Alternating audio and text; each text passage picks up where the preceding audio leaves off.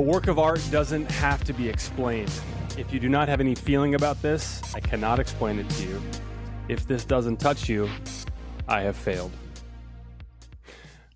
That's by Louise Bourgeois, and we're going to talk about that and many other quotes from her today.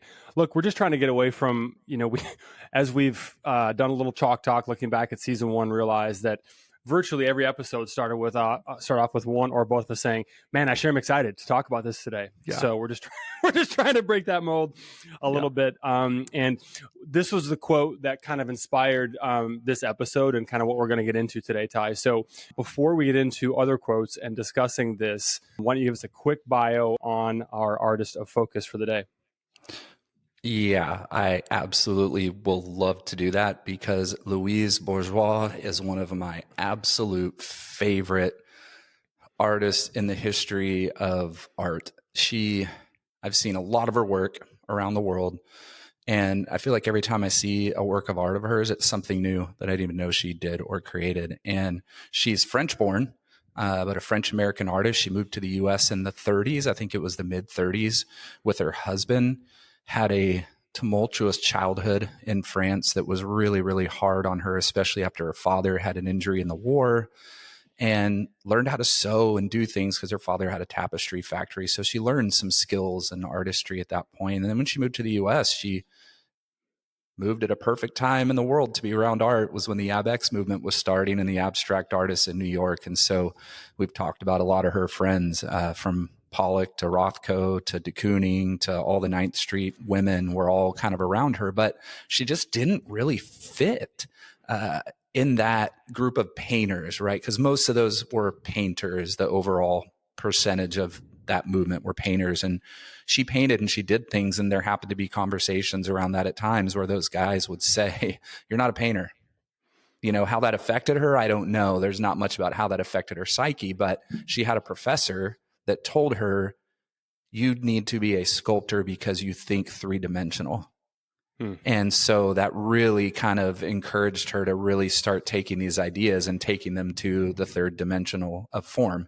And so she made and made and made and made work, but, had little shows and had things, but nothing truly happened to her until she was 70 years old. And she ended up having a show at MoMA in New York that was a retrospective of her work. And literally overnight, Louise Bourgeois became a household name in the art world, and it all follows. Tate, Whitney, Venice Biennale. I mean, you name it, galleries, museums, public spaces. We'll get into some of her public works. Most of you have probably seen her spiders in her public works, but she really invested herself into her work as a form of healing and therapy. Somebody who dealt with trauma, someone who dealt with sexism, who dealt with all these subjects that really made her feel trapped and fearful. And she took all of this and put it into her work as a way of expressing freedom from those things and healing from those things. So this is a great one for you and I to talk about. I think a great artist. We have things in common with how we make our art and how she deals with her art. So I'm really excited to dive into these themes that tend to be really deep. Yeah, this was, I had an alternative opening for this episode, and that was going to be to make 80s, 90s sitcom reference on a very special episode of Boy Meets World. Yeah, we've decided that we're gonna open up a vein and get real with some of these quotes that we're going to discuss today. I was, of course, familiar with her work, but was not aware of the abundance of fantastic, phenomenal thinker she was about art and about life. And this could have been, or heck, who knows, could be a 3+ hour episode just based on that. Having rewatched the documentary, which I highly recommend everybody go and watch. It's available for free on YouTube. Do you recall the title? The Spider, the Mistress, and the Tangerine, something like that. I believe. Yeah, exactly. Yeah. So if you get a chance, spend some time watching that. It's just the power of her personality is just so captivating. I don't know how tall she was. She looked like she was not very tall. Maybe 5 feet, right? She might have been 5 feet, but maybe 30 feet in stature and character. I was just going to say that. Yeah. I mean, her energy and her conviction of with which she spoke, I can only imagine owned every room she ever occupied, and it's powerful. So I wouldn't please, want to cross her in the wrong way. Let's just say that. that's exactly right. And just to this is our whatever disclaimer that we sometimes forget to share, but we're not art historians, and that's not the focus of our podcast. There's a lot of tremendous information about her work, her life. Our focus today is really going to be on how she thought about her life and her work, which are so inevitably intertwined as they tend to be. And so that's what we're into, is just really dissecting great thinkers around art, and just kind of dissecting quotes by them. So we kind of got this episode laid out in 3 acts. And in the first act, we're going to talk about just kind of why this whole idea matters. And the first quote of hers that I want to introduce, or second, I guess, after our initial one, but is very simple, but extremely profound. Art is a way of recognizing oneself. Art's a way of recognizing oneself. And as I was reflecting on this one, the reason I kind of wanted to kick the conversation off with this one was because I was thinking about, my experience, which is quite a bit different than yours, in that I came to art in middle age. I had already kind of gone through some of the things that happened when we, get to that phase of life. Was at least the age of a full-grown adult when I started making art, consistently. And so the reason I share that is because art really introduced me to myself in a way that nothing else could. Like, wow.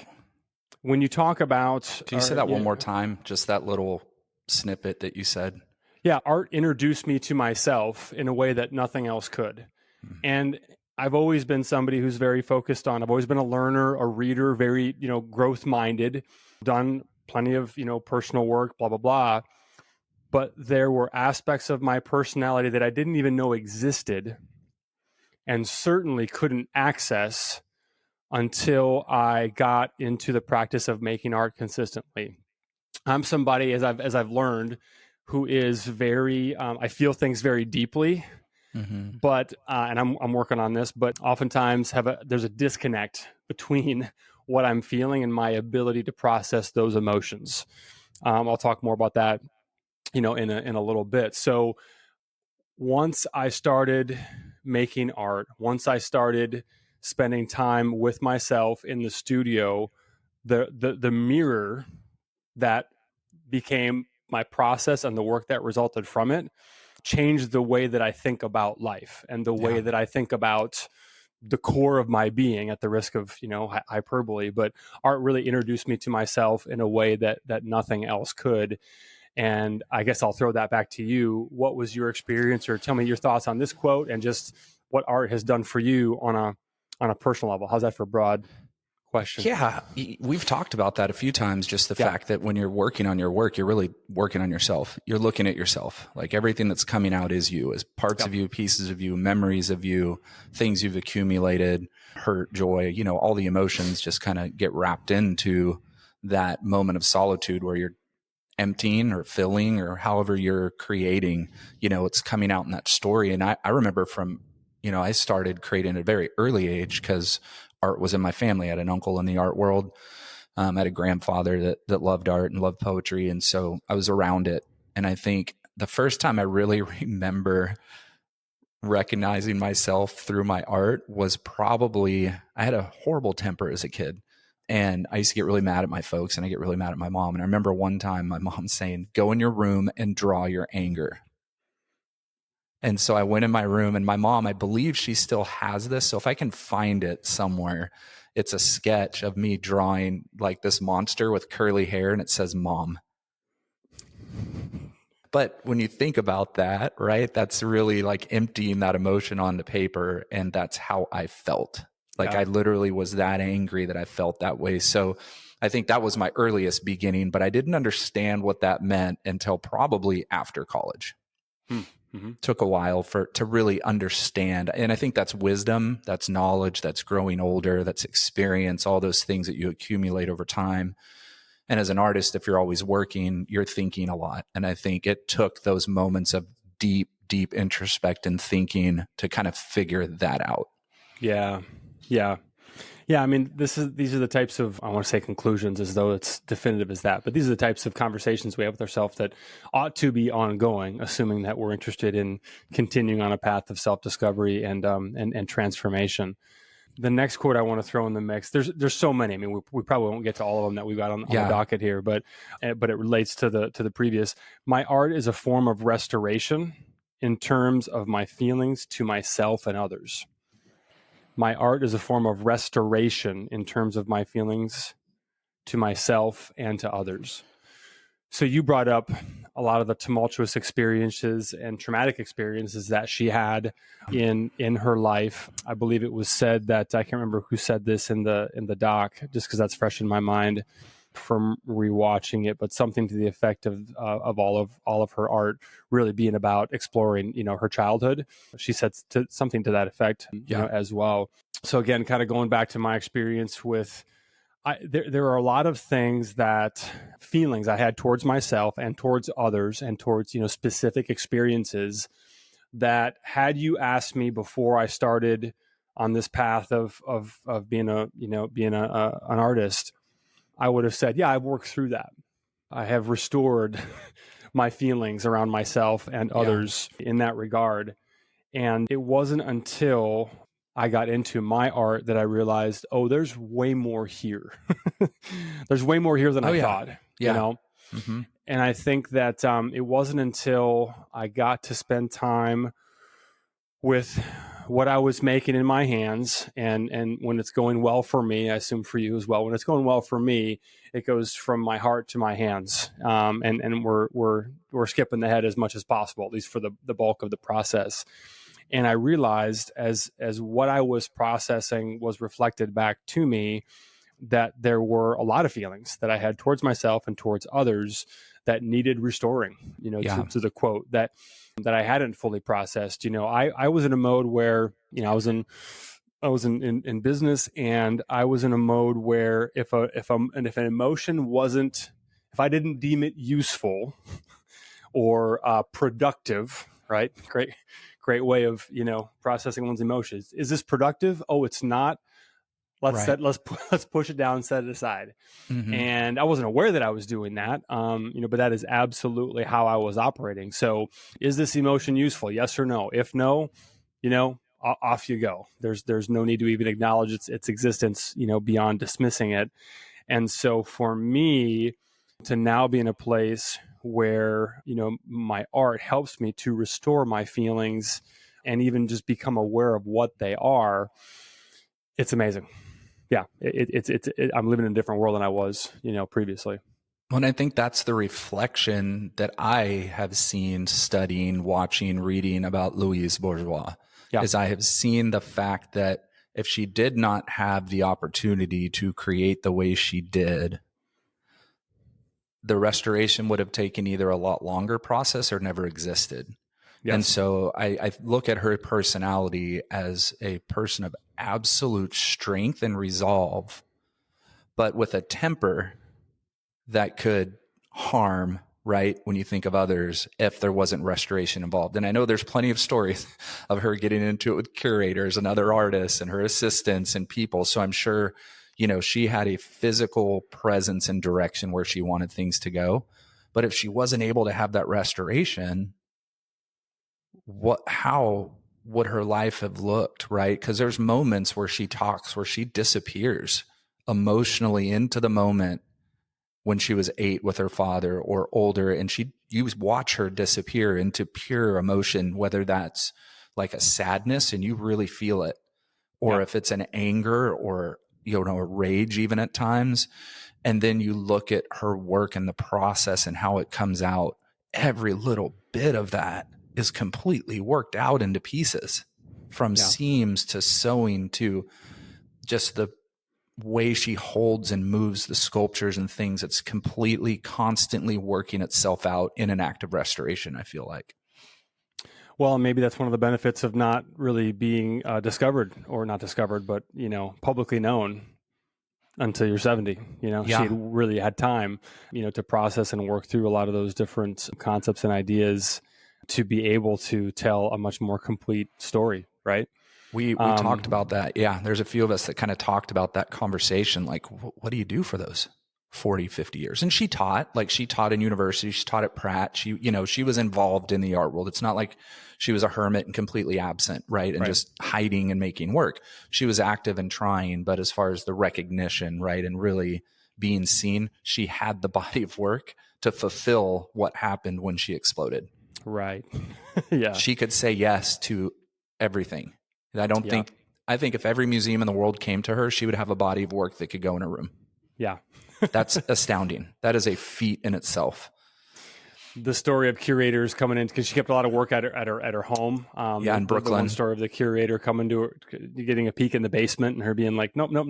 But it's just that's seeing enough. An entire. You've seen enough. Exactly. Yeah, seeing an entire basement full of decades worth of really developed work. It's pretty crazy. I'm going to throw in. We're going to call an audible here and weave together a different quote that ties to the previous, I think, really well. She said, "Art is restoration. The idea is to repair the damages that are inflicted in life, to make something that is fragmented, which is what fear and anxiety do to a person, into something whole." I'm going to read that again, but hopefully better. Art is restoration. The idea is to repair the damages that are inflicted in life, to make something that is fragmented, which is what fear and anxiety do to a person, into something whole. That quote rocked me. When I came across that quote, I love the word restoration. It's one of my favorite words. It's just a magical word, because it's something we all, whether we're artists or not, are kind of fighting for in life. And I think thinking through repairing those damages that are inflicted to you, right, breaks you apart. It kind of takes you into pieces. And that's what fear and anxiety do. They just completely pull at you from every angle and create little bits and pieces that tear you apart. But thinking of art and the restorative process of taking all of that and creating something whole out of it. Yeah. And that's what she did so well. Is these are my fears. These are the things, her cells. I've been in a few of her cells in different countries around the world. And that's what she did. The cells are her fear and anxiety all encapsulated into one little thing that she can go in and out of constantly. It's freeing her from that fear. She's putting the fear and anxiety into that cell, out of her and into that cell. And that process is restoring. I can't imagine what it might have felt like for her after one was finished to walk out of it and then look, right? You can physically look at that and kind of give that deep breath, And I think I did a series of, 2017, maybe 2016, called Fragments.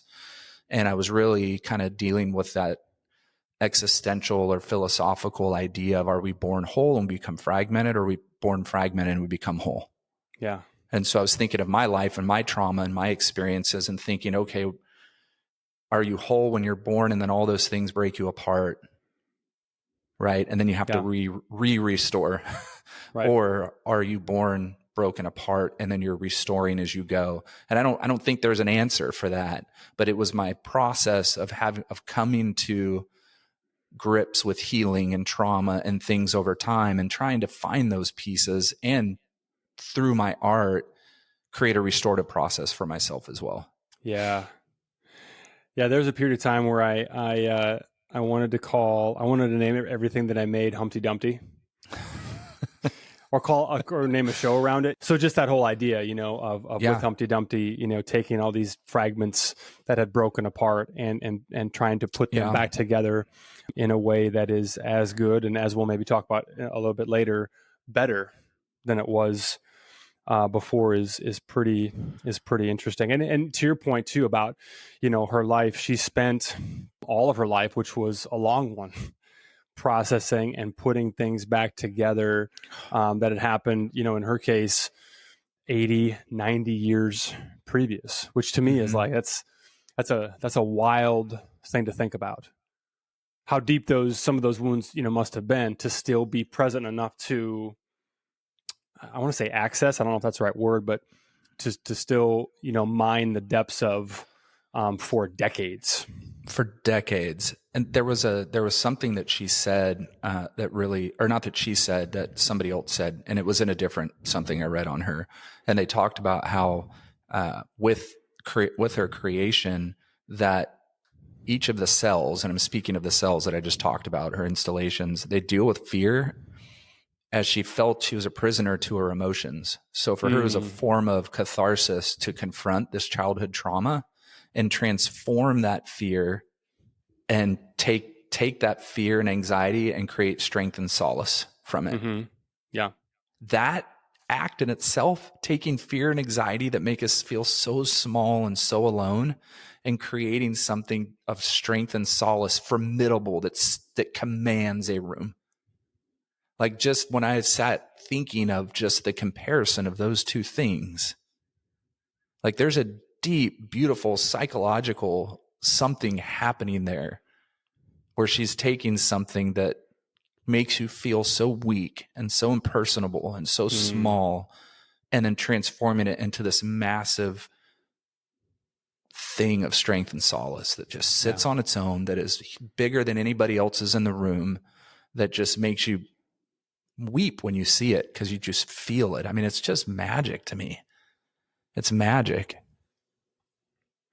I mean, it goes back to the quote that we opened with, right? A work of art doesn't have to be explained. If you don't have any feelings about this, I cannot explain it to you. If this doesn't touch you, I have failed. Yeah. And if you've experienced her work in person, you've probably been touched. You know, I've not had the opportunity to experience any of her cells in person, just photographs. So yeah, it sounds like it definitely succeeded, with you and with your experience. Yeah. And here's the power of art over time, is that I think it was I'm trying to think of what year Mandy and I were in Milan in Italy visiting her family. We were going to the Wes Anderson cafe that's in Milan, and we found it, but didn't know it was attached to the Prada Foundation, their museum there in Milan. It's the cafe for the museum, but we didn't know. We just went to see Wes's thing, and then we popped in, and I was going up the Gold Tower. If you look up the Prada Foundation in Milan, it's an incredible looking museum, and there's a tower that's pure gold that goes up maybe 5 flights of stairs. And at the time, each room at the top, each flight of stairs, each room was a Louise Bourgeois installation or piece. And I had never seen any of her knit work before. The big figures that are knit and just kind of curled up and holding each other. And they were so powerful, but I had no idea what they were, what they stood for, but they moved me. And then years later, when I fall in love with Louise Bourgeois and start studying her and really looking in, it's completely transformed that emotion and power even deeper for me. So you look back years ago, I saw it and it moved me. And now that I'm really digging into her, it's 10 times the emotion and the feeling I have knowing what goes into those stories. I wonder how much the diversity of, material and medium influenced her ability to mine some of those same experiences for so much time.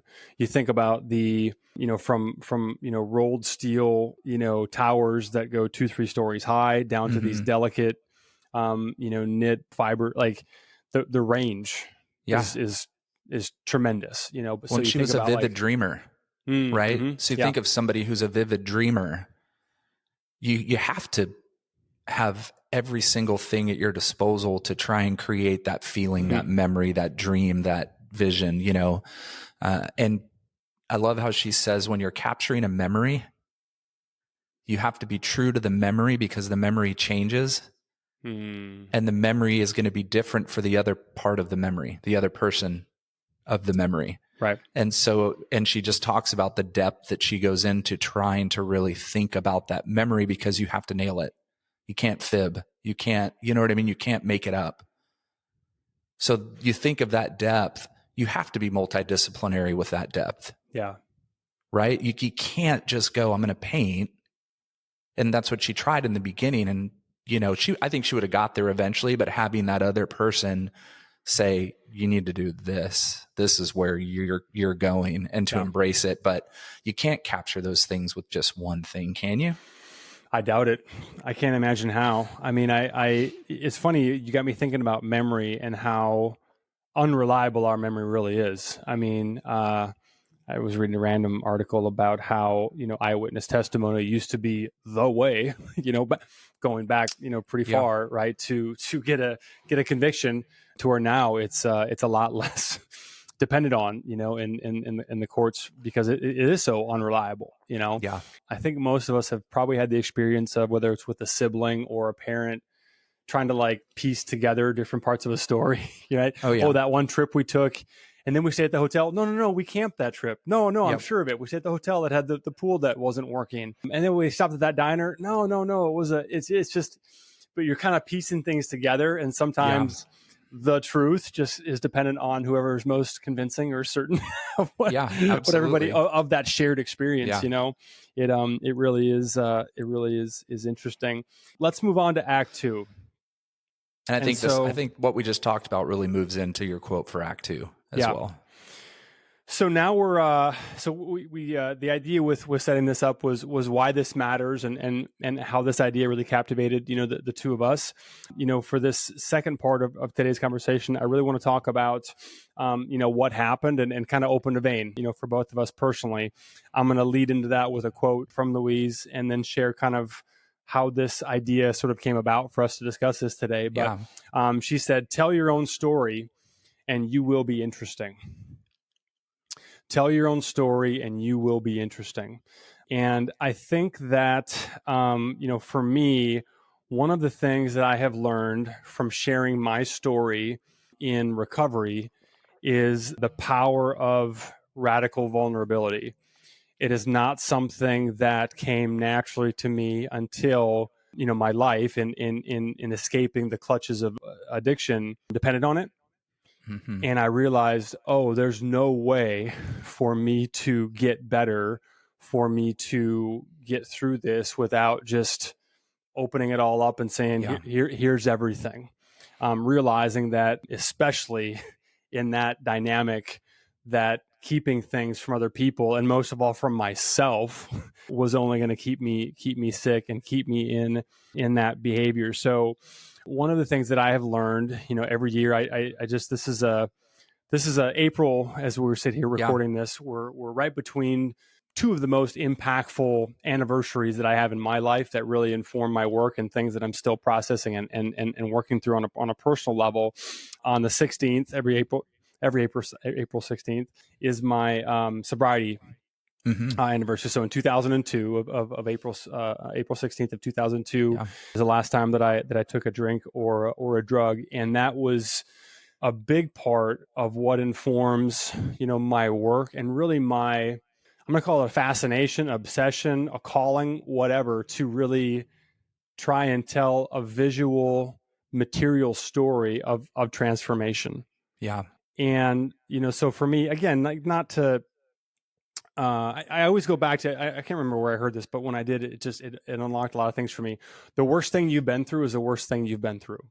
And so I share that because I think I needed to hear that, because I, again, back where I was living and how I was thinking when I was setting aside was, there's so many people that have had it worse, which is definitely true. Sure. I want to make that real clear. Like, this is not like a trauma competition to see who's been through the worst stuff, or asking for for sympathy. But these are real things that happen. And I think that from that radical vulnerability, one of the things that I learned, again, through I'll just say it, from working in the 12 steps, to completely transform my life into something that a life that I didn't even want to be alive anymore. I've shared this a little bit before. I'll give the brief history now, but I meth was my end of the road drug. I was absolutely, it's the type of drug that steals your soul. There's a couple of end of the line drugs, meth and heroin are pretty high on that list of, once you get to that point, there's nowhere else to go, really from there, other than jail or death, or, hopefully freedom, from that addiction. And so starting from that place of, I am nothing, I don't want to exist, it's a really interesting starting point to really kind of dig in and examine, how did I get here and what happened. And I think that, that's something that absolutely informs my work, and it will inform, the rest of my life, much Yeah. in the same way that some of the things that Louise went through informed hers. She said, I'll throw the next quote in here, "I have been to hell and back, and let me tell you, it was wonderful." How's that for a quote? I think that, for both of us, I'll stop rambling here and see if you have any follow-up questions for me before I ask you to get vulnerable as well. But I think that it's a trip you never choose to take. Nobody books a ticket for hell. No. Intentionally, but we've all been to our version of it at time or times, in our life for different reasons. And I think that one of the benefits of processing emotions and piecing Humpty Dumpty back together again, taking those broken fragments and creating something that can be whole again, is so tremendously valuable. You could look back and say, I'm better because of, not in spite of, but because of what I went through, if that makes sense. No, it totally makes sense. And I have a quote to go into that. It's something that I heard her say, and she said, "Art is the experience, the real experience of trauma." Yeah.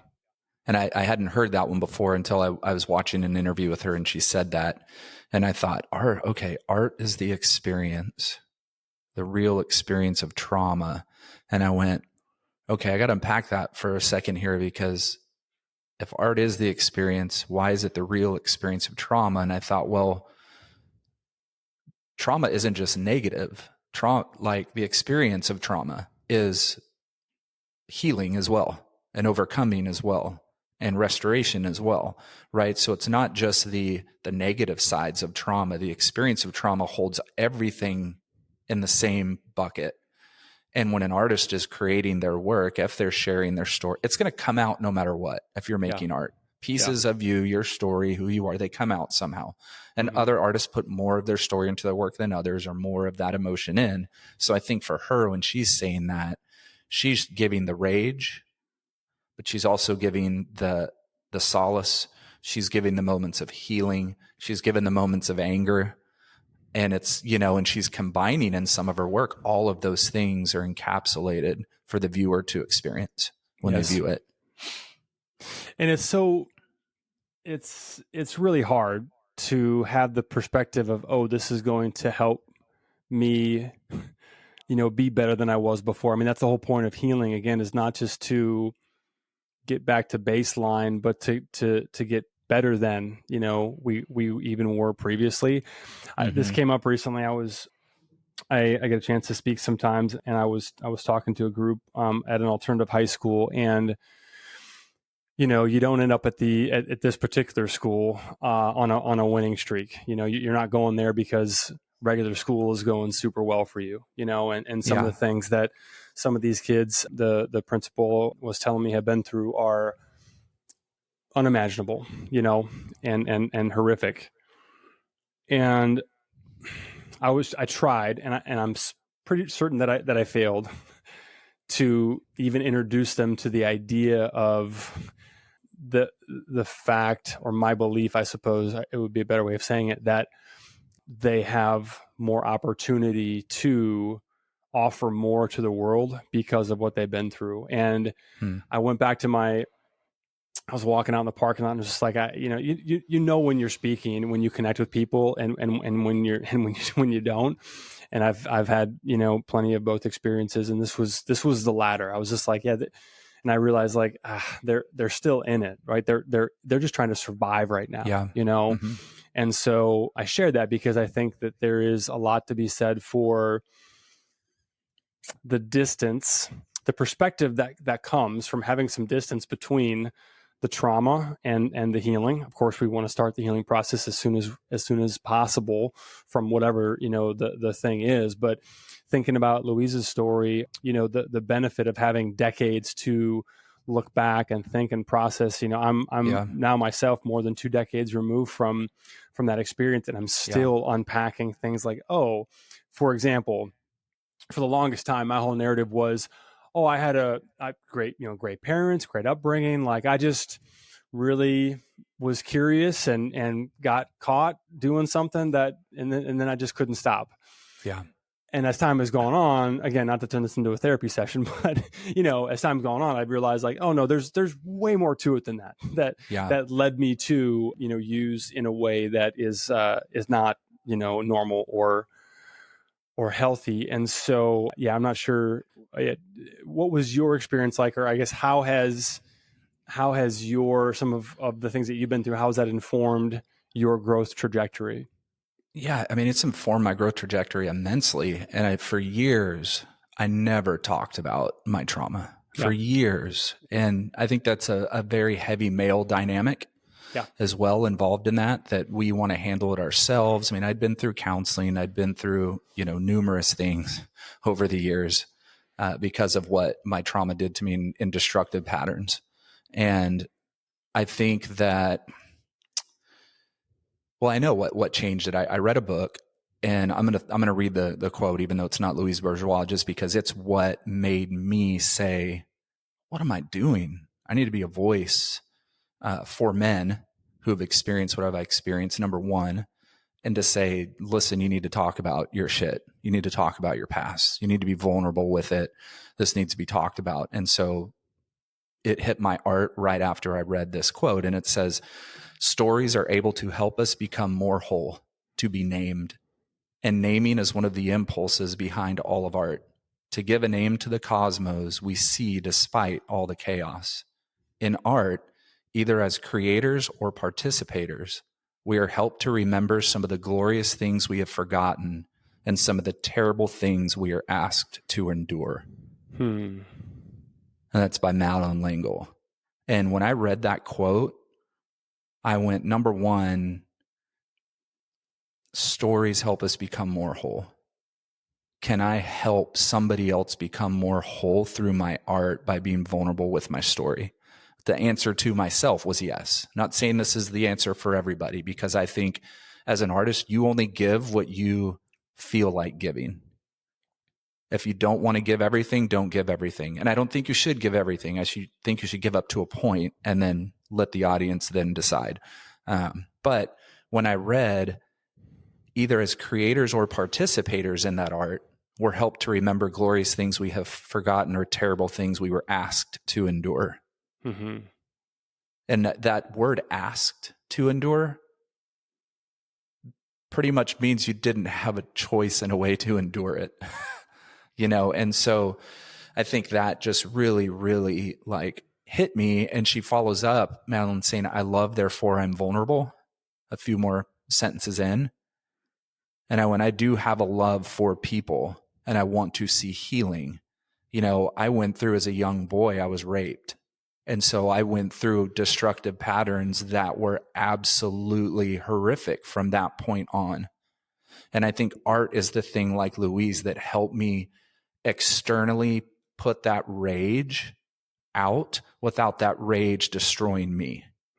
That was the point when things changed. And I think I read that quote and I did a series, post fragments, called Cosmos, or it was called These Are My Shapes, a conversation with someone. And the whole idea was a dream I had where I was telling my story to a room of people at a gallery. I was up on stage and I'm telling my story, and it's sectioned into 10-year periods. At the time I started it, I think I was 41 maybe when I started the piece. And so every 10 years I built into the story. And in this dream, I'm telling everybody wisdom and knowledge I've gained and sharing these deep, deep truths, but nobody's paying attention. They're all on their phones. They're literally like, taking pictures of selfies of each other, and they're looking out the window. And so I end up having this conversation with myself in the dream. Even though I'm talking to a crowd, I'm really having it with myself. And when I was working on this series, I came to 4 pieces that were in that period of life of destruction, when all of my trauma had caught up to me. Which we all know when we've experienced trauma, there's a point where it catches up, right? Where you hit bottom, right? Which you would say in recovery, where somebody hits bottom. And I had hit bottom at this period of time in life, and I was very destructive. So those pieces, I wasn't even trying to go that hard. It just came out. I mean, I was telling the story and it was coming out interesting. And I felt like I went back to hell in that moment. I don't agree with Louise. It wasn't wonderful. Hell and back, right? For me, it wasn't wonderful. But the process of putting it into my art was wonderful. And then I hated those pieces. I feel like I overworked them and all this stuff. And my mentor, Mako Fujimura, came to my studio in Waco, Texas, to visit when he was speaking at the university, Baylor University. And he came to my studio and he wanted to see work. And I said, hey, can I pull a couple pieces out for you to look at? And I pulled those 4 out. So I was working on them at that time. And I said, I hate these. And he said, that's the first time anybody's ever brought out work they don't like to show me when I visit. And I thought, I just need you. He said, turn them around. Let me see the back. So I turned all 4 around. I think they're 7 feet by 4 feet. Turned them all around, put them against the wall. And he goes, wow, I can feel that. No wonder you have worked these. I don't know what these are about, but I can feel it. This is heavy. And he went, oh, and I was like, from the back of the painting. And there was, stains and marks, and I'd sewn all these things. And so then I shared what they're about. And that's when he told me, it's up to you what you give. If you put these out there, you don't have to title them. You don't have to give any notion as to what they're about. You don't have to talk about those things. And he said, it's akin to a boxing match. You go to watch a boxing match, you can see the fight. You can feel it from outside, but you're never going to be in the ring and know exactly what it feels like. So sometimes we need to treat our art like it's the boxing match in the ring, and the viewers on the outside can only get close enough, but they can't get all the way in. I also at that point said, you know what? I'm going all the way in for a purpose. And so since then, I've spoken about my trauma, and I've been really open and vulnerable with it, like you have as well. And so I think that's a mutual thing. I think that's why we both have, a deep respect and admiration for each other and each other's work too, because we can feel it and sense that and see it. I wonder about that boxer metaphor. When you said it, I loved it, and then I immediately want to amend it. but what I want to the way that I hear that is that what I want to change about it, or what I'm as I interpret it in my own broken brain, is it's going to bring people in or bring people back to whatever their own fight was/is. Right. In other words, I'll put this to you in a question. Like, when you experienced the cells in person, do you feel like you were experiencing her specific trauma, or were you feeling the weight of something so visceral that it connected you to your own? Yeah, I wasn't feeling hers at all. Right. Because number one, I didn't know the story. I didn't, like I do now, right? Yeah.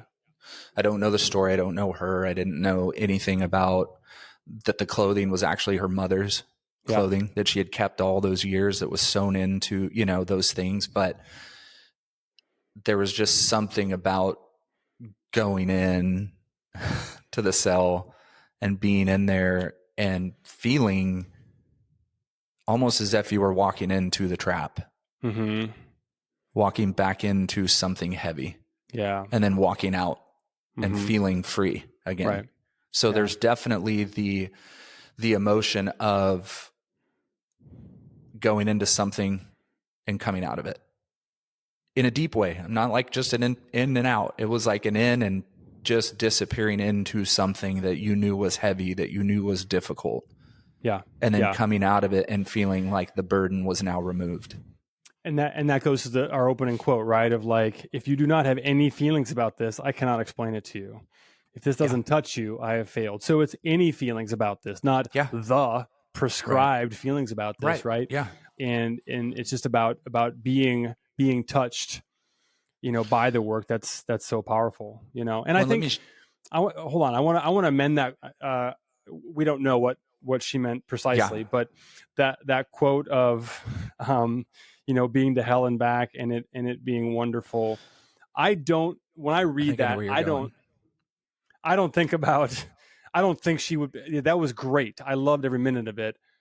the way I read that and my interpretation of what I think she was getting at is what it made the doors that it opened for me, were what it wonderful. gave her as her ammunition for creating. Yes. And that, right. For me, I absolutely agree with that, because I would be a different artist if I had not experienced some of the things I've experienced. I would be a different artist. Yeah. Yeah. Now, would she want a different life? I think so. Sure. Louise, right? And I think that's evident in moments when she's talking about her father. Yeah. Who changed drastically after the war, who treated her horribly, who treated her mother horribly. And I feel like when she talks about her dad, you can see the angst in not having the father she wanted. Mm-hmm. And she continued to try to allow him to exist over time before he died. And then after he died, she went into a really deep, dark depression after that. And I think it's because she was yearning for the father she wished she had that she never got from him. Yeah. And I talked with a few female artists in the room. We watched it all together. I was lucky. I got to watch with 3 female sculptor and installation artists, multidisciplinary artists. It's like, oh, this is amazing. And they said, yep, I know that feeling. Yeah. And shout out to, it was Allison that brought this to the conversation the other day, right? Yes, it was Allison. Yeah.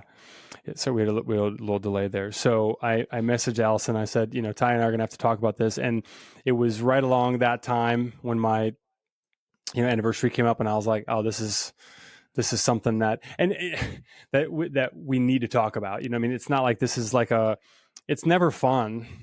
I never look forward to like telling my story and like, right. oh, isn't this, but it's, but you know what it's done for others who have struggled or been through similar things, who may not have the makeup to be a voice for themselves or for others. And we 100% have the ability to be a voice for others.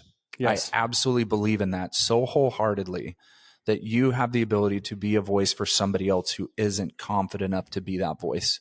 And you build confidence in them by being bold. And we're talking about I'm saying this on your behalf.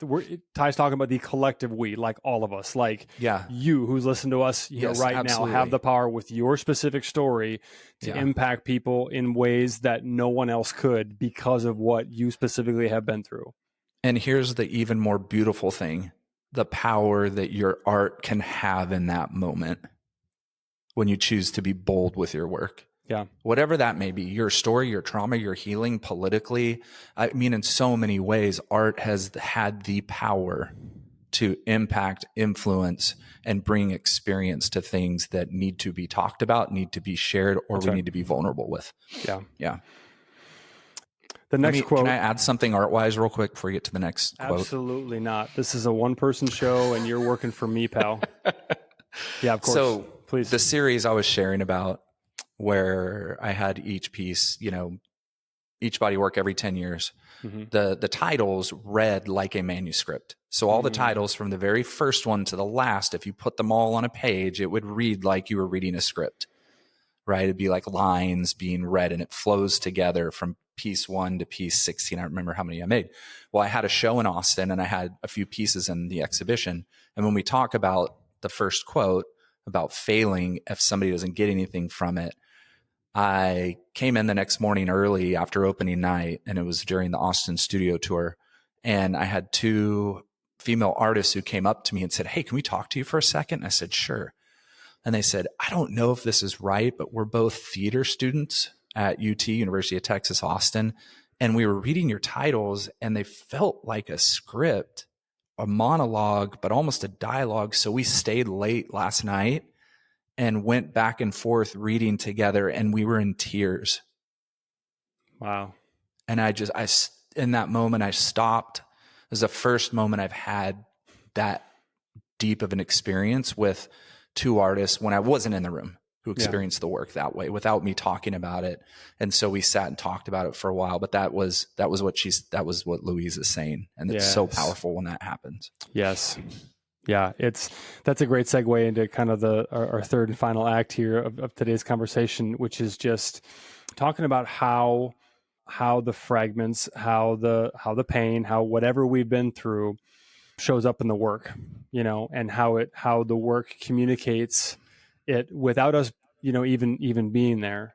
It's funny. You made me think about another, an experience that I had, which was at that point for sure the most meaningful moment I'd had around people experiencing my work in person, especially people that were just there for the show, that didn't already know me and weren't already going to say, "Oh, hey, it's really neat what you're doing." You know what I mean? And so this was my first solo show. During the opening, there's a feature piece, and if you're not watching on YouTube, if you're just listening to us right now, just know that we also put this on YouTube. Yep. And if you want to see, pictures of what we're talking about, that's where you'd find those. But anyway, this is also a cue to the editor of this podcast that we can throw some photos of the piece I'm about to describe in there as well. But the feature I'll remind piece, you to send me that picture. Yeah, I will. So the feature piece of this show was a large scale diptych. It was about 6 feet by 8.5 feet altogether, and it was the opening. I was talking to a couple, a pair of friends, and they approached me, and the first one said, "Hey, we just wanted to tell you that the two of us had completely different experiences. Love it. With your work." And she goes, I'll go first. This for me was a really, really heavy and dark and emotional piece for me. I can't stop looking at it, but I'm looking forward to when I'm not looking. It was dark. And I said, "Yeah. And how about you?" And the other woman said, "I had the exact opposite experience. To me, this is extremely hopeful and uplifting and full of light and optimism for the future." And I said, "I don't care if anything sells. I don't care if everybody leaves right now and says this, like you both just absolutely made my night and made this show for me, because you're both right. You're both spot on. Like it's all in there, and for me, I think this is maybe where our processes differ a little bit.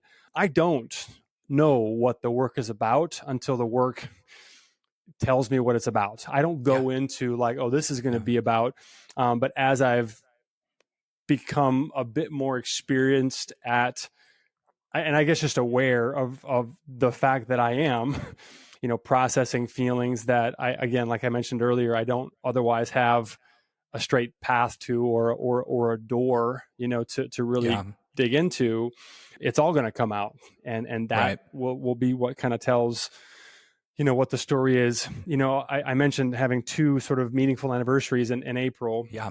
The other one is April 29th. And on April 29th of 2010 is when my sister was killed. She was 28 years old, and she was shot and killed by a man that she was involved with. And I talk about this a lot less than I talk about my recovery. My recovery has there's a very purposeful dialogue around, people that are still struggling. And much like your story earlier, one thing I learned is it's not hard for me to talk about, but it's hard for people to hear. Yeah. You know what I mean? Sure. I mean, it took me a minute to recover from, even though you had shared that with me previously. Yeah. But still, that's a lot. It's a lot. Yeah. It's a lot, And so I think that I just bring that up because that's one of the biggest things where, like, I just didn't have. There's probably a better way of saying this, but the way it comes to mind is I just didn't have the emotional, like, toolkit to really process the grief that I was experiencing, at that time. All grief is different. It's not the same. And that's, you learn that when you go through healing or recovery and things, that grief operates in different ways. Yeah. Based on different traumas and things. And so, it's a very different. And that piece in particular was one of the few where I was like, I'm at least going to spend time with the music. I've got a playlist that was Amy's favorites that I don't listen to it often, but when I do, like, it's a lot, and that definitely came out in that piece in particular. And I don't know that Yeah, and that's kind of the thing. It's like, back to like the and this came up in the part one, I think, or part two, I forget, of the Puchko conversation with all of the artists and residents Yeah. that are there with you, of just, again, our opening quote, which has kind of been the glue that's hopefully tying this whole conversation together. But just the fact that a work of art doesn't have to be explained. Yeah. And when someone comes up, and as an artist, you've been asked this question, if you've shown it to anybody, a version of, oh, what's this about, or what were you going for here, or what was the I think it was Francis that spoke to this very eloquently in that episode. So if you've not listened to that, go back and check that out. But to the story that I just shared, it's like, does it move you? Do you have feelings about it? Does it touch you in any way? If so, then that's what it's about. And I think as artists, Nathan, we're also editors. And so we need to pick and choose how we edit. Right. And that's not just the work, that's also the conversation. Yeah. Around our art. And and I think that's what Mako was really getting at with me in my studio that day, is he was really telling me to be a really intelligent editor. Yeah.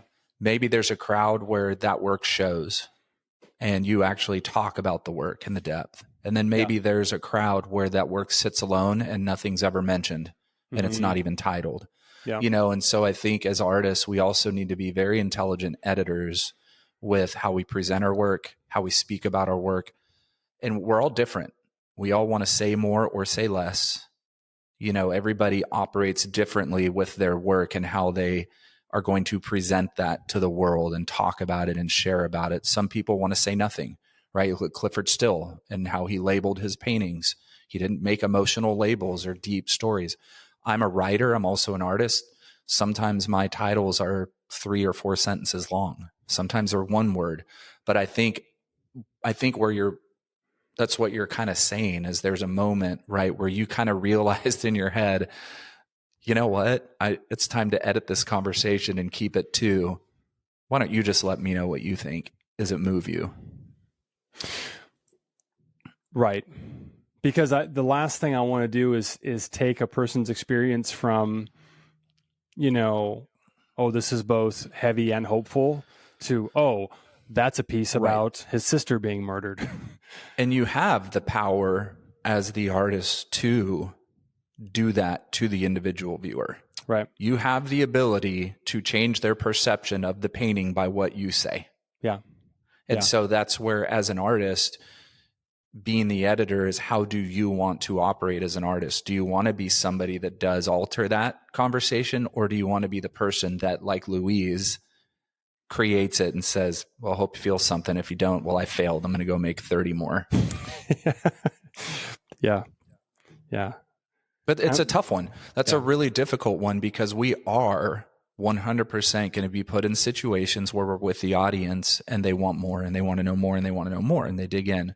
Yeah. And it's how we respond to that really in the end is our decision. But you usually don't get there unless you learn.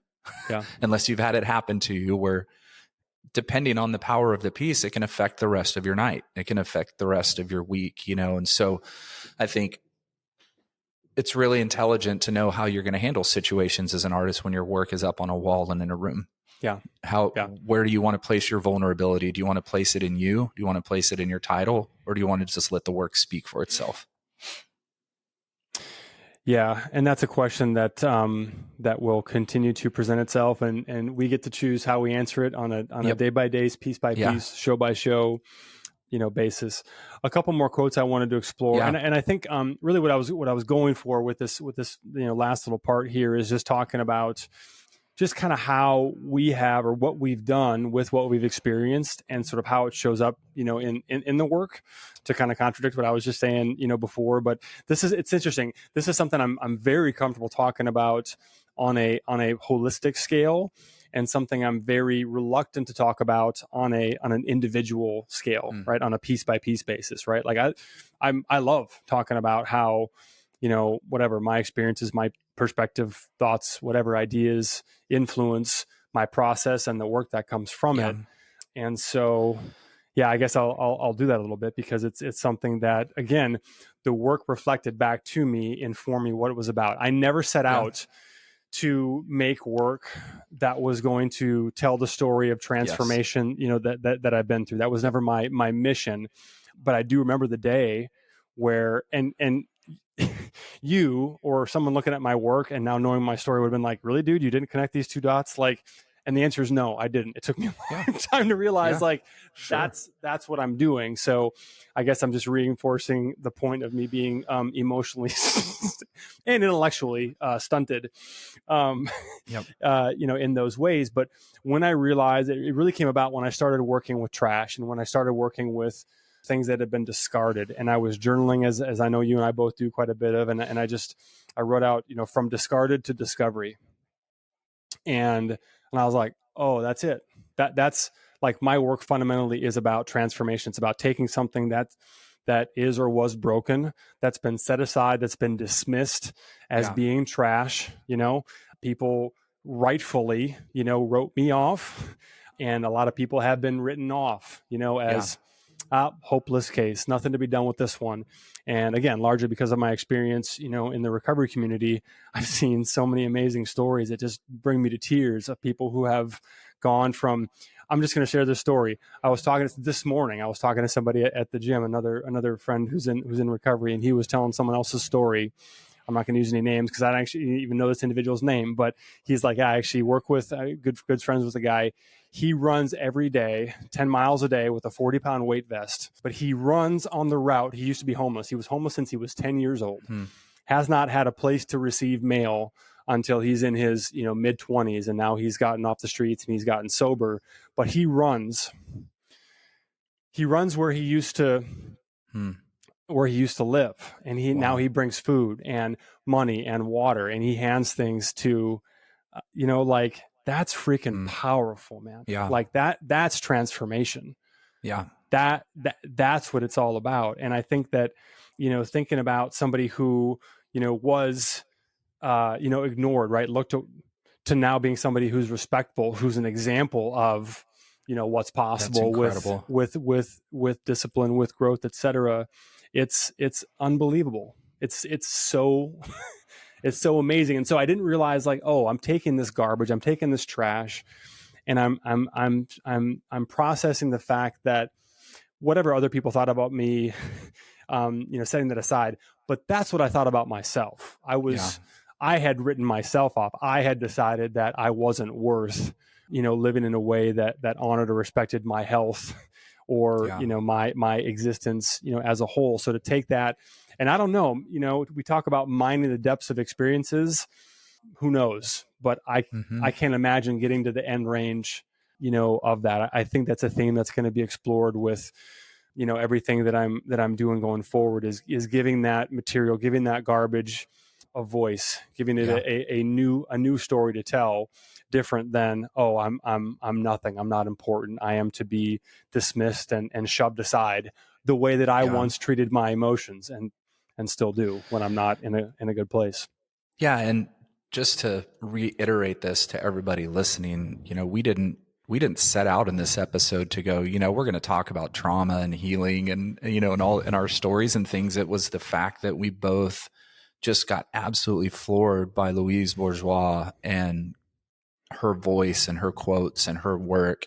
And it tied into Nathan and I and our story so well that it was a great marriage of an artist to talk to. And I think, there's so many corollaries between all the things that she has said and everything that we're talking about, and you talking about, using the discarded and bringing it to the table. And, I think that's why with all of my sculpting, I use found objects for pretty much anything that I sculpt when I'm working 3-dimensional. They're all found objects. And I think it's that mindset of, there was a time where I felt like I was just tossed aside at the hands of somebody else. And so being able to put that in, create something out of it, and having seen my journey going from something that was so broken and so just in shambles to actually growing up out of that into the something. And a lot of my work, which in a conversation with our friend Moxa from Spain here this last week, he was like, all your work seems to go up. Your compositions are all going up.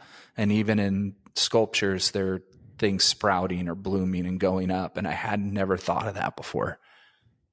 It hasn't even crossed my mind. So like you said, like we're working and we're making things, and then these themes and these meanings can present themselves either in our own thinking, but there's sometimes where the audience is even feeding you things that you hadn't even thought about that may have been happening in your subconscious.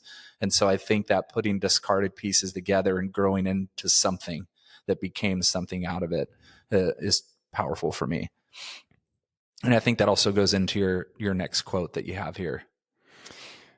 All right, so I had to dig a little bit here while you were talking, because there's a quote that I came across as I was preparing for our conversation that I did include. I mean, just go Google, quote, and you'll be blown away by how many. And there's more than a couple that deserve a place on your studio wall. But this one, to what you just said, Ty, really struck me as well. She said, horizontality. Is that how you say that? Horizontality. Horizontality. Sure. Let's go with that. Let's do it. Let's roll with it. Horizontality is the desire to give up, to sleep. Verticality is an attempt to escape. Hanging and floating are states of ambivalence. Whoa. Oh. Damn. And I did become aware of this fairly recently. That got my emotions going. Like, I thought it might. Serious right there. Ooh. I thought it might. Wow.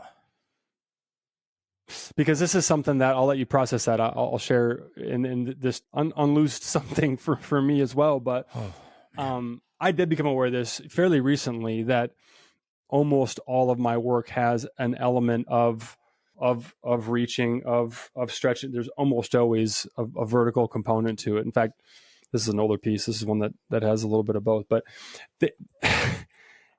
to me, it is a reaching out. My faith, my spiritual practice is a big part of my life and a big part of my work. Yeah. And for me, that verticality it's an attempt to escape, but it's also an attempt to connect, with the source, with a much deeper well of peace of mind and serenity than I am capable of generating on my own by a magnitude of infinity, I just wanted, I thought about including that. And then when you said that just now, I had to. So now that you've had a moment to collect how does that hit you? I mean, it's funny because, I'm pretty numb to talking about my trauma, these days after you talk about it, about it, and it doesn't hit you like the first few times you talk about it, but there are times that things just, that quote really struck me. Interesting that I'm so emotional right now, but I think there are moments in the past, researching Louise where I've just been really moved deeply. Yeah. By her work, by her voice. When I hear her voice, I get really emotionally moved by her. She's she's an individual that I wish I would have had the ability to sit with her. Would she have given me the time? I don't, I don't know. Right. She was talking about somebody that's focused on making their work. Yeah. I don't know. It really, really hit me. And I think too, being at the end of a residency with, former students or mentees in my program that I've grown really close to personally, and having just the wisdom and the voice of somebody like Moxa speaking to your work and the things that he's seen and that they're seeing and that they're being moved, and you didn't expect them to be moved the way they've been moved by seeing your work in person, and vice versa, me not expecting to be as moved as I have seen their work. And, I think that quote was a culmination of a lot of things that have hit, so I'm excited to really dive into that one this week later. Let's bring this conversation home with one, maybe two more. Yeah. I've got a couple in the queue here. Is there one in particular that you wanted to go next? Go for it. Well, it's funny. So as you were talking, I was like, I would have loved to have asked her, like, will you be my art mom? Yeah. And it's one thing to ask for a mentor, but will you be my art mom?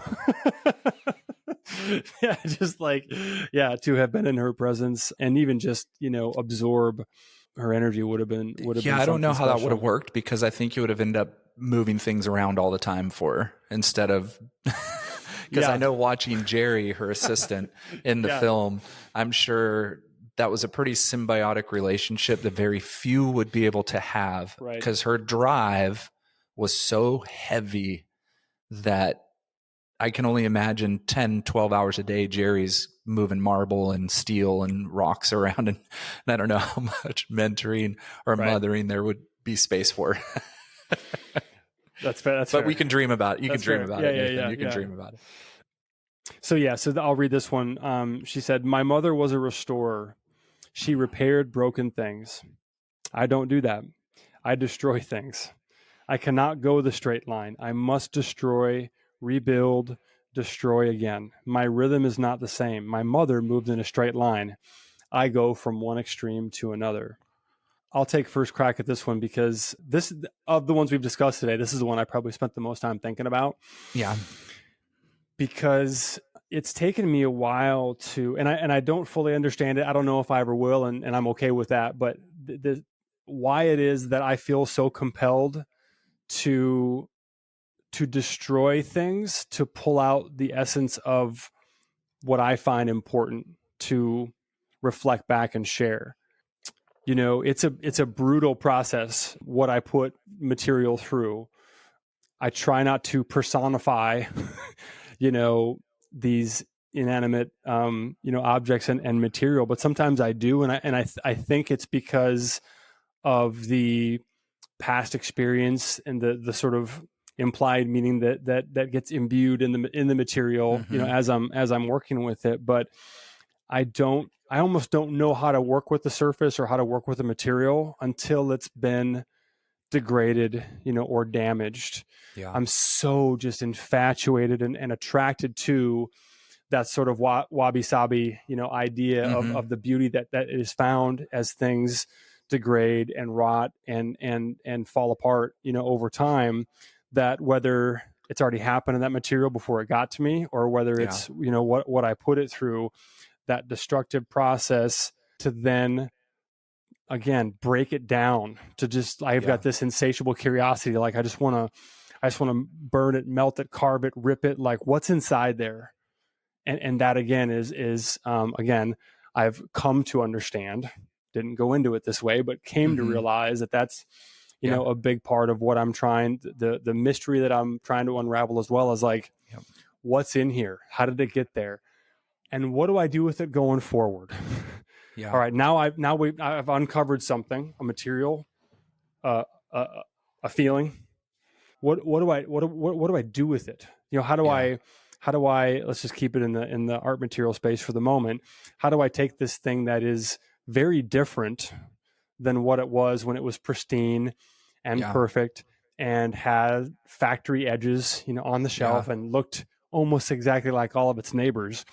Now that it doesn't, now that it is this thing that is unique to itself and is more interesting because of the damage, it's more useful, it's more, to me, important because of the scars, because of those, things that, again, the hell that it didn't want to go through, but is way better because of that process. That for me is the riddle that I love attempting to unravel with full knowledge that I may never get to the end. In fact, I'm a little afraid of what would happen if I did. Well, I mean, that's kintsugi. Mm-hmm. That Yeah, is that's right. the Japanese art of kintsugi, and Yeah. treating something that is broken and repairing the history of the object rather than something to disguise it, right? Because so many times when something breaks, people try to glue it together to where you don't see the cracks. Yeah. Right. And in Mm-hmm. kintsugi, it's highlighted by gold or silver in the process or platinum to bring those pieces back together, but still revealing those broken pieces and the cracks as something more beautiful than the original object. I'm not sure if I've ever Right. shared this with you. It's like one of three things that I would grab from the house if it was on fire, apart from the human beings and, of course, Leo, I'd take you too, buddy. He's like, whatever, dude.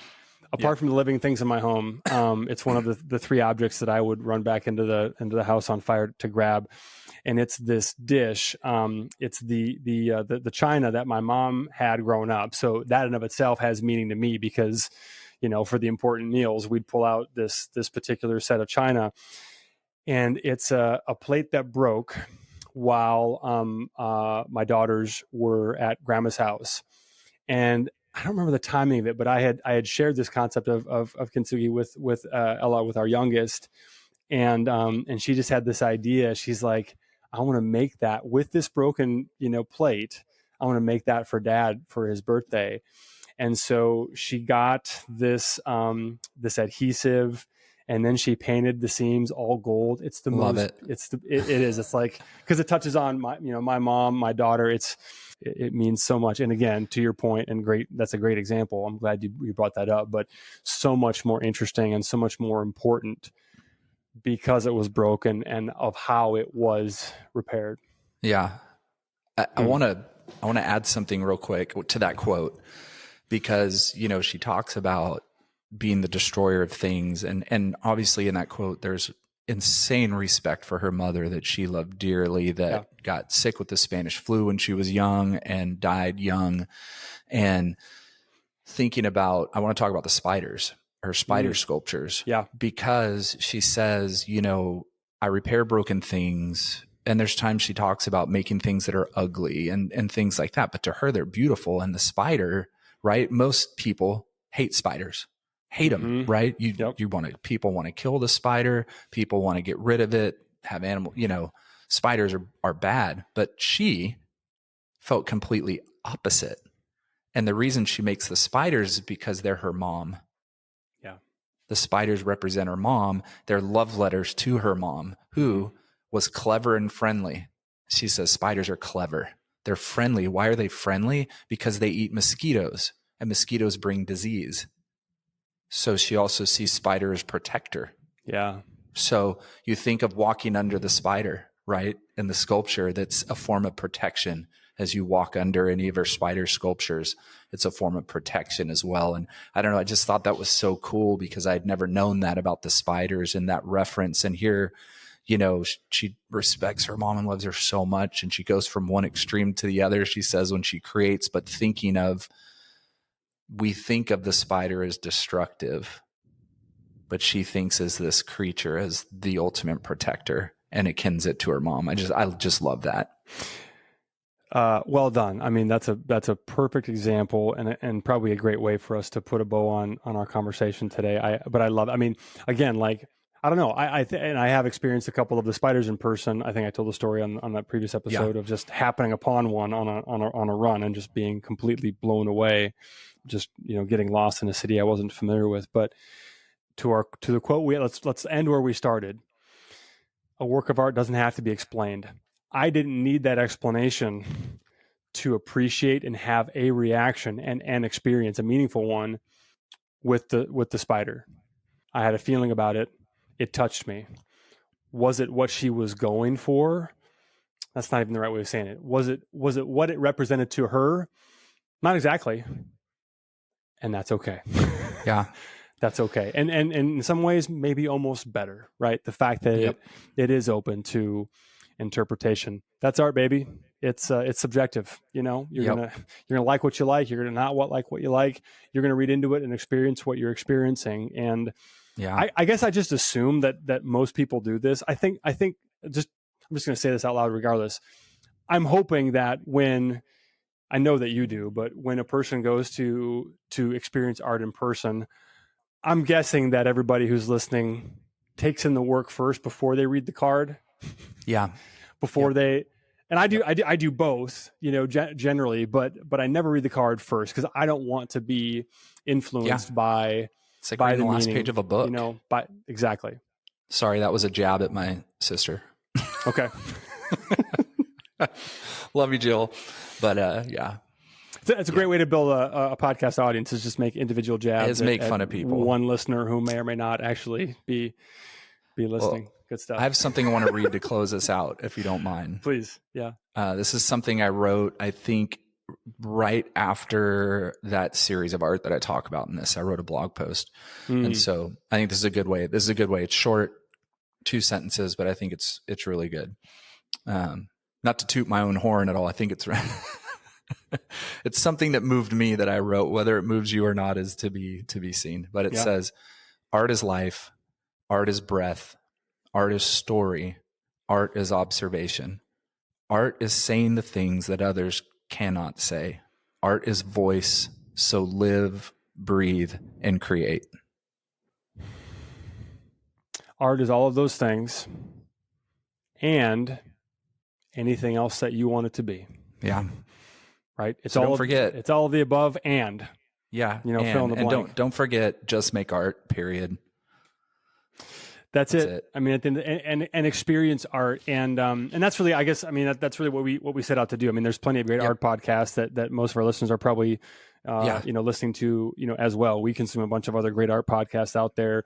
What we were hoping to introduce to the conversation, and I hopefully today's episode was an example of that, is just, if you are in the game of expressing yourself in any creative way, i.e., if you're a human being who's still taking up, space and oxygen, and have a way of expressing yourself, there's value to not just taking in a lot of art in all its many forms, but to also trying to, kind of get in the heads and hearts a little bit of the people who have made work that influences you personally. Yeah. And there's never been a better time, in history to have all of this information, at your fingertips, most of which is for free or virtually free. So that would be if there's a tangible takeaway to kind of throw your way as we kind of close, it's like, just get curious about, what we can learn from the people that have come before us.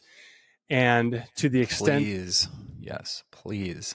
And to the extent that you're currently capable, consider how being radically vulnerable, as it's appropriate and for you, for where you're at right now, but sharing your story can impact others, and also in the process can be reflected back to you in a healing and restorative way. It's incredibly powerful, and it can't be underestimated. Absolutely. Find us on Instagram, Nathan Terborg on Instagram, and Ty Nathan Clark on Instagram. You can listen to us on Spotify, on Apple Podcasts, anywhere you podcast, you'll find it. And for all the back episodes, they're all listed on there from season 1 and season 2. And please find us on YouTube. You can see our faces and you can see all the things we talk about, because we do put up video and images of the work, our shows, the artists we're talking about, their work, etc. And hope you have an incredible studio week. Get to work. The end. Come on. Give that man his flowers. Nothing. Give that man his balloons.